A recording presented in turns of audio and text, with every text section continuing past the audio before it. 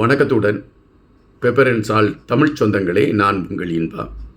Pepper and salt என்கின்ற இந்த வலையொலியை மையப்படுத்தி நீங்கள் எங்களுக்கு கொடுத்து கொண்டு இருக்கக்கூடிய ஆதரவு, நீங்கள் எங்களுக்கு காட்டிக் கொண்டிருக்கக்கூடிய அன்பு வியப்புக்கு உள்ளது தான்.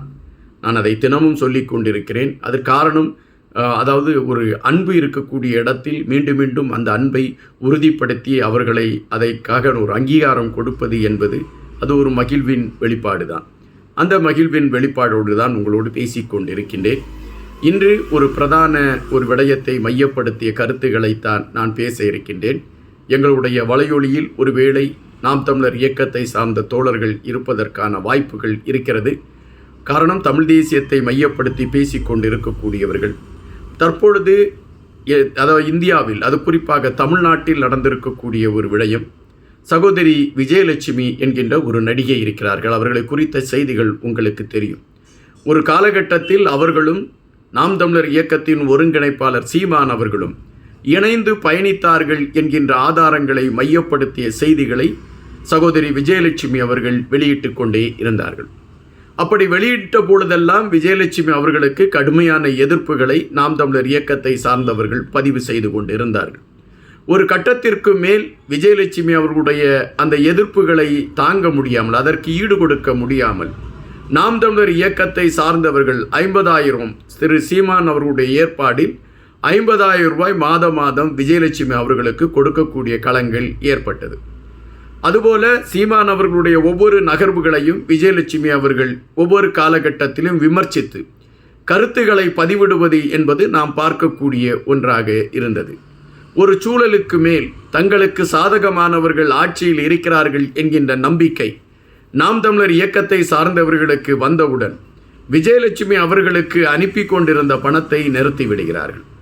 அதன் பின்பு விஜயலட்சுமி அவர்களை பொது இடங்களில் அவரை ஒரு பாலியல் தொழிலாளி என்கின்ற வார்த்தை பதிவுகளை அவர்கள் வைக்கின்றார்கள். இது சகோதரி விஜயலட்சுமியை ரொம்பவே காயப்படுத்தி விடுகிறது, கொதித்து எழுந்து விடுகிறார். எனவே நான் இந்த வழக்கில் இருந்து பின்வாங்க போவதில்லை.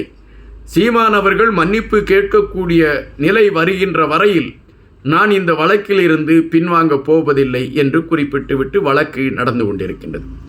இந்த வழக்கு சார்ந்த விடயத்தை மையப்படுத்தி நீதிபதிகள் இருவரிடமும் குறிப்பிடுகின்றார்கள்.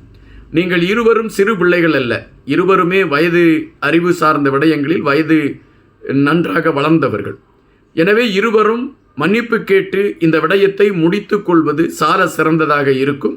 உங்களுக்கான காலக்கெடுவை கொடுக்கிறோம், அதற்குள் நீங்கள் மன்னிப்பு கேட்க வேண்டும் என்று நீதிமன்றம் அறிவித்து விடுகிறது. எப்பொழுதுமே வீராப்பு பேசுவது போல நாம் தமிழர் இயக்கத்தின் ஒருங்கிணைப்பாளர் சீமான் அவர்கள் இந்த விடயத்திலும் வீராப்பு பேசினார். நான் மன்னிப்பு கேட்கப் போவதில்லை, எதற்கு நான் மன்னிப்பு கேட்க வேண்டும் என்று அவர் எந்த கோணத்தில் எப்படி பேசுவார் என்பது தெரியும் உங்களுக்கு. அதன்படி பேசி முடித்தார். ஆனால் தற்பொழுது அவர் நீதிமன்றத்தில் ஒரு பிரமாண பத்திரம் தாக்கல் செய்திருக்கிறார். அந்த பிரமாண பத்திரத்தில் விஜயலட்சுமி அவர்களை தான் வேதனைப்படுத்தி இருந்தால் மன்னித்து கொள்ளுங்கள் என்கின்ற அடிப்படையில் அந்த பிரமாண பத்திரம் தாக்கல் செய்யப்பட்டிருக்கிறது என்கின்ற விடயங்கள் இப்பொழுது பேசப்படுகின்றன. சீமான் அவர்கள் மன்னிப்பு கேட்டுவிட்ட காரணத்தினால் இந்த வழக்கை பின்வாங்கிக் கொள்வதற்கு எனக்கு எந்த தடையும் இல்லை என்று விஜயலட்சுமி அவர்கள் அறிவித்து விட்டார் என்கின்ற செய்திகள் வருகின்றன. அப்படி என்றால் இதன் பின்பு பொது வழிகளில் இருவருமே ஒருவரை குறித்து ஒருவர் தாக்கி பேசக்கூடாது என்கின்ற நிபந்தனையோடு இந்த வழக்கை முடித்து வைத்திருக்கிறது நீதிமன்றம் என்பதுதான் இப்பொழுது உள்ள செய்தி. இந்த செய்தி நீங்கள் அறிந்திருக்கக்கூடிய செய்தியாக இருக்கலாம். ஆனால் இங்கு கேள்வி அதுவல்ல. சீமான் அவர்கள் முதலாக விஜயலட்சுமி அவர்கள் சீமான் அவர்களை மையப்படுத்தி சில கருத்துக்களை பதிவிட்ட பொழுது எனக்கு விஜயலட்சுமி அவர்களை தெரியவே தெரியாது, நான் வாழ்ந்ததாக சொல்வது எல்லாமே ஒரு குறிப்பிட்ட அரசியல் கட்சியை சார்ந்தவர்கள் திட்டமிட்டு என்னுடைய வளர்ச்சியை தடுப்பதற்காக இதுபோன்ற ஏற்பாடுகளை செய்கிறார்கள் என்று குறிப்பிட்டார்.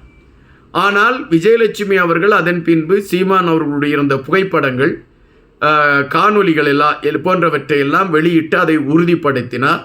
அப்பொழுதும் சீமான் அவர்கள் அதை ஏற்றுக்கொள்ளவில்லை.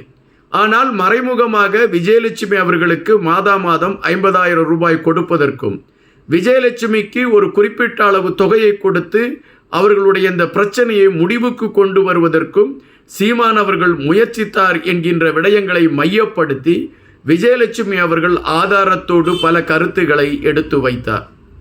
அப்பொழுதும் சீமான் அவர்கள் இதை குறித்து எனக்கு ஒன்றும் தெரியாது, இது நாங்கள் யாரும் அப்படியெல்லாம் பணம் கொடுக்கவில்லை என்கின்ற கருத்துக்களை பதிவிட்டார். ஒரு கட்டத்திற்கு மேல் ஆமாம் நாங்கள் பணம் கொடுத்தோம் என்று ஒத்துக்கொண்டார்.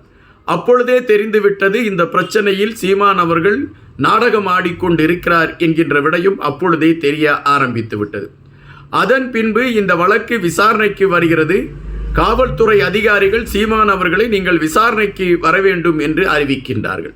விசாரணைக்கு வரவேண்டும் என்று அறிவித்த உடனே சீமான் அவர்கள் விசாரணைக்கு வருகிறார் என்கின்ற செய்திகள் பரபரப்பாக பேசப்பட்டது.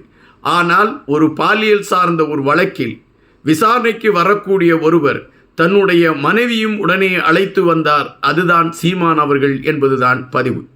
அந்த பாலியல் வழக்குக்கு தன்னுடைய தொண்டர் படையோடு வந்தது இன்னொரு ஹைலைட்டாக அப்பொழுது பார்க்கப்பட்டது.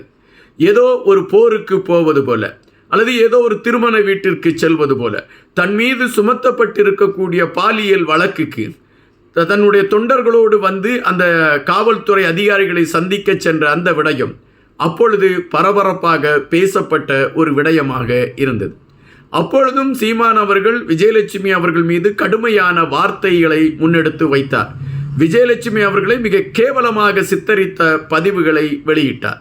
ஆனால் அதற்கு பின்பு விஜயலட்சுமி அவர்கள் சீமான் அவர்களை மையப்படுத்தி பல விடயங்களை பேச ஆரம்பித்தார். தொடர்ச்சியாக காணொளிகளை வெளியிட ஆரம்பித்தார். இன்னும் ஒரு சில வலையொலியை சார்ந்தவர்கள் விஜயலட்சுமி அவர்களிடம் பேட்டி எடுத்து அதை வெளியிடக்கூடிய களங்களை எடுத்து சில அதிர்வலைகளை அவர்களும் ஏற்படுத்தி கொண்டு இருந்தார்கள். குறிப்பாக விஜயலட்சுமியின் சகோதரி உடல்நலம் பாதிக்கப்பட்டு இருக்கக்கூடிய நிலைமையும் மருத்துவ செலவிற்காக விஜயலட்சுமி அவர்கள் பட்டுக்கொண்டிருக்கக்கூடிய இன்னல்கள் இவைகளையெல்லாம் மையப்படுத்திய களங்களோடு பல செய்திகள் அந்த வலையொலியை சார்ந்தவர்கள் வெளியிட்டார்கள். இந்த சூழலில்தான் விஜயலட்சுமி அவர்கள் என்னை பாலியல் தொழிலாளி என்று குறிப்பிட்ட சீமான் அவர்கள் என்னிடம் மன்னிப்பு கோர வேண்டும் என்பதில் உறுதியாக இருந்தார். ஆனால் ஒருபோதும் மன்னிப்பு கோரப்போவதில்லை என்பதிலும் சீமான் அவர்கள் உறுதியாக இருந்தார். ஆனால் தற்பொழுது மன்னிப்பு கோரி தன்னுடைய வீரத்தை மீண்டும் நிரூபித்திருக்கிறார் சீமான் என்றுதான் குறிப்பிட முடியும்.